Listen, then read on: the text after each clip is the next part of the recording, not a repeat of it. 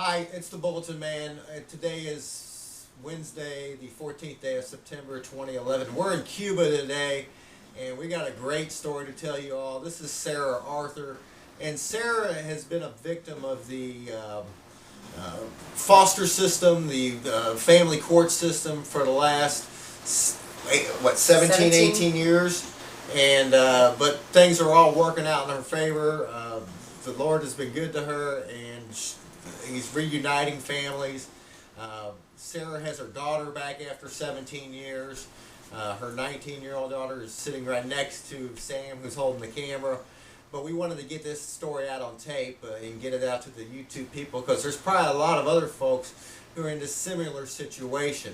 This whole foster care system is a racket, and I could even elaborate further about that, but I'm not going to do that at this point in time. I just want Sarah to tell the story. Sarah, tell us what happened in 1994. Okay. In 1994, January, February, somewhere like that, I was heading to work. I got into a car accident. I was in a coma. I was in the hospital for almost a month. I was in a coma for a week, got 40 stitches in my head, so I had head trauma pretty bad. I went right back to work after I got out of the hospital because I had to support my two children, James and Katrina. I went right back to work. I was a dancer at the time. I met a guy at the club I was working at. I quit my job, hooked up with him. I was with him for about 6 months. And then I was in the kitchen cooking dinner one night. We had an upstairs, downstairs duplex. I was cooking dinner. My daughter Katrina was potty training, and she had an accident in her pants. I turned the stove off, was going to go clean her up, and he said, "No, I got it." So I started cooking again. I had a radio going in my kitchen, so I didn't hear nothing going on. I thought I heard a cry, so I went upstairs. Tommy had already had her out of the bathtub and wrapped in a towel. So he put her to bed. The next day, she didn't wake up till noon. I went and woke her up. I changed her diaper, and she had blisters on her butt. So he had scalded her butt the night before, I found out. I was scared. I didn't know what to do. I thought if I took her to the hospital, they was going to take my babies away and take me to jail. So I went to the store and I got some medicine, and I tried treating it at home. The next day, it would be 24 hours after the incident had happened, I finally took her to the hospital because she just kept getting weaker and weaker. I took her to the hospital. They called DFS. I got my kids taken away. I went back home that evening so I could take care of my son. He was still at home with Tommy, the guy who had hurt my daughter. And I went home to take care of him, was going to go back to the hospital the next day to be with Katrina, and here come the cops, rat, tap, tap, on my door. They arrested me. They arrested Tommy. They took James out of the house, and they wouldn't let me go back and see my kids. Okay, so they arrested you for endangering the welfare of a child, and they arrested Tommy for endangering the welfare of a child. Yes. At that point in time, they took control of James and Katrina. Yes. Katrina was still in the hospital. Katrina was in the hospital, and they put him into the foster care of St. Charles. And this is out of St. Charles County foster care system. And they put him into the family of the ones who subsequently abused your children. Yes, they did. And what are their names? Kathleen and David Helderly. David has passed away now. Kathleen is now out on probation, parole. She didn't go to prison, so she's out on probation. They abused my kids. They was their foster parents who adopted them. They abused them from the time they got them till the time that the state finally figured it out and took them away from Kathy. David was already dead. Let's see. David repeatedly raped my daughter over many years, beat James and Katrina badly, made James sleep on a hard tile floor at night with no blankets, no pillows or nothing. That was his punishment, just in shorts. Kathy one evening come home about 3 o'clock in the morning, drunk, wondered why James didn't do the dishes, and when he said, "I don't know," she said, "Come here." He took a little step forward, she grabbed him and bit his nose and deviated his septum. And how old was James at this time? How old was James? About 8, 9 years old? Yeah. Okay, and that's Katrina, and that you just Katrina. heard off. Come on over here, Katrina, and sit by your mother. This is Katrina. Katrina's finally made it home. Katrina is 19 years old, and she's been in the foster care system since she was 2 and a half, 3 years old. she was with the Elderlies, is it? For how many years? When did they actually get charged? When did they remove you out of there? When I was 13. When you were 13. So 5 years ago, 6 years ago, they removed you out of that situation. Almost 6. 6 years ago, but this went on for 10 years basically. Now, when did they start abusing you, Katrina? I mean, from the time you were started, or? It was the time when David and Kathleen got divorced, which when I was like five or 6, and I just started kindergarten, and then they got divorced, and then when I was like 7 or 8, something like that, that's when it started. Okay. So once they got divorced, then they get back together, or? They never got back together. Okay. They fight and picked and. Okay. And then Lived in David. different homes. Yeah, and then David will lose his house or his apartment, or couldn't have a place to live, or get kicked out of a friend's house because he got drunk. He's always smoking. He was like getting high. He's drinking. And every these night. guys were your foster parents getting a check from the state of Missouri, Yeah. and you had a caseworker on the case. And who was your caseworker's name? Janet Miller at that time. All right. And is Janet still alive today? Yeah, or? she's still a DFS worker. She is still a DFS worker. In the same In the office same building. office. In the same office building in St. Charles. So at the time you were moved out of the house at 13, then what foster care system did you go to? I went to Pat Martin's house. Pat Martin, and then you and your brother were separated at that time? Yes. They Alright. put James in a behavioral home because they thought he had anger issues. Okay. And Katrina, I was just looking over her meds. Katrina is on basically 9 different medicines, and she's still taking them at this point in time. But they are prescribed by 5 different doctors. Now, how would you think that they would be able to figure out what medicine's counteracting with whatever other medicine? Every time I take my meds, I will want to do anything today. Sometimes I don't want to eat.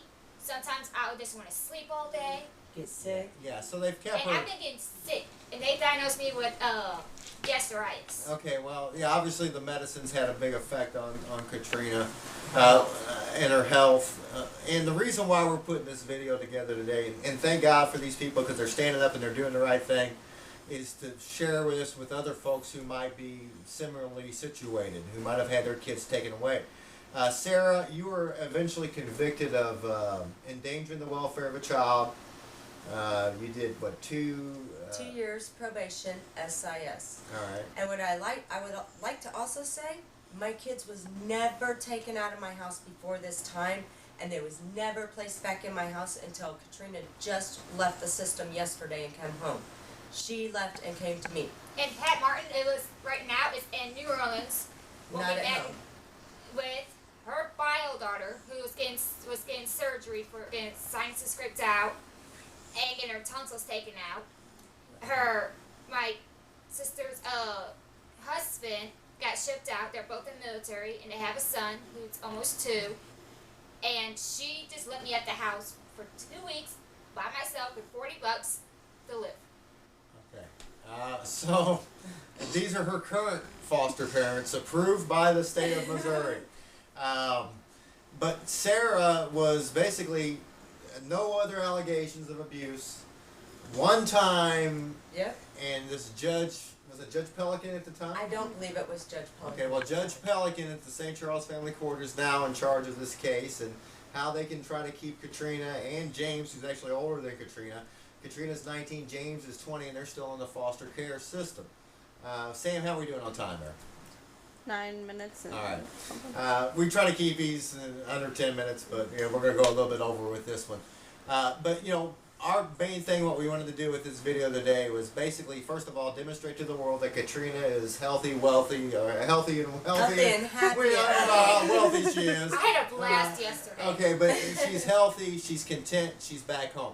Is this where you want to be? Yes. Okay. And that's why I told the cops when I came to the door. The Cuba police came today to check on her welfare, and once they figured out that she was 19 years old, they were very professional and went on about their business. They shook both of our hands and they left. And we have the officer's name. You got his Officer card? Shelton. Officer Shelton. We got to commend Officer Shelton for doing the right thing. And very rarely do I have do I have an opportunity to say, way to go, policeman. Okay, hold on. I'm But, going to show the card now. There's the card. I don't know if it'll focus in on it, but there's Can Officer you see it? Shelton's card. And so, I mean, we're going to have more of these videos up as Katrina kind of gets adjusted to her new situation. She's going to share more of her story. And hopefully we get James home. Yes. Sam, and yeah, our goal, I talked to James's foster parent a minute ago, his foster father, and Lewis is his name, and very nice fellow, and I think he's actually looking out for the best interest of James. Lewis is a black man, and James is white, and James is the only white, but God bless Lewis, he seems to be at least concerned about Judge Pelican is trying to make James go in the military to get off his meds, but Lewis don't think that's probably in James's best interest, and I really don't think it is either. Me either. Me neither. Rather have me and James have been like this. Yeah, and really the tragedy of all this is that the siblings were broken apart. Mother has been deprived of seeing her children grow up. She has another daughter, Sam, who's holding the camera, who's very well adjusted and 16 yet? 15. 15.